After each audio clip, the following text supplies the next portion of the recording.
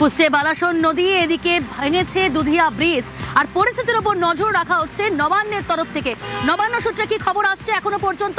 সোমরাজ রয়েছে, প্রতিনিধি সোমরাজ, নবান্ন সূত্রে কি খবর? কারণ উত্তরবঙ্গের পরিস্থিতি কিন্তু অত্যন্ত খারাপ, কারণ একদিকে পাহাড়ি নদী বালাসন ফুসছে আর দুধিয়া ব্রিজটা কিন্তু সম্পূর্ণ ভেঙে গিয়েছে। 12 নম্বর জাতীয় সড়ক পুরোপুরি অবরুদ্ধ। দেখো, ইতিমধ্যেই নবান্নের তরফে গোটা পরিস্থিতির উপর নজর রাখা হচ্ছে। ইতিমধ্যেই নবান্নের নির্দেশে দার্জিলিং জেলার তরফে প্রত্যেকটি বিডিও অফিস ও এসডিও অফিসে কন্ট্রোল রুম চালু করা হয়েছে। যদিও কালিম্পং জেলা খুব একটা প্রভাব না পড়লেও দার্জিলিং জেলার পাহাড়ি অঞ্চলে সব থেকে বেশি প্রভাব এখনো পর্যন্ত পড়েছে, তেমনটা নবান্নের কাছে রিপোর্ট এসেছে।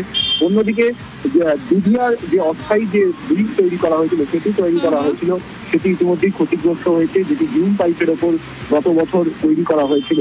এবং সেখানে যেটা দেখা যাচ্ছে, এখনো পর্যন্ত নবান্নের যে রিপোর্ট এসেছে সেখানে বলা হচ্ছে আগামী বছর ফেব্রুয়ারি মাসের মধ্যেই স্থায়ী দুধিয়া সেতু নির্মাণ করে দেওয়া হবে। যদিও সেই কাজ গত বছর থেকেই শুরু করা হয়েছিল, কিন্তু যেহেতু বৃষ্টির সময় এই অস্থায়ী সেতু হিউম পাইপের উপর যেটা নির্মাণ করা হয়েছিল সেটা ক্ষতিগ্রস্ত হতে পারে, সেই কারণে আগে থেকেই রাজ্য প্রশাসন সতর্ক ছিল। কিন্তু বর্তমানে যেহেতু নদীর জলস্তর বেড়ে রয়েছে, তাই মেরামতির কাজ শুরু করা সম্ভব হচ্ছে না। কিন্তু ইতিমধ্যেই পিডব্লিউডি দপ্তরের আধিকারিক নজর থাকুক।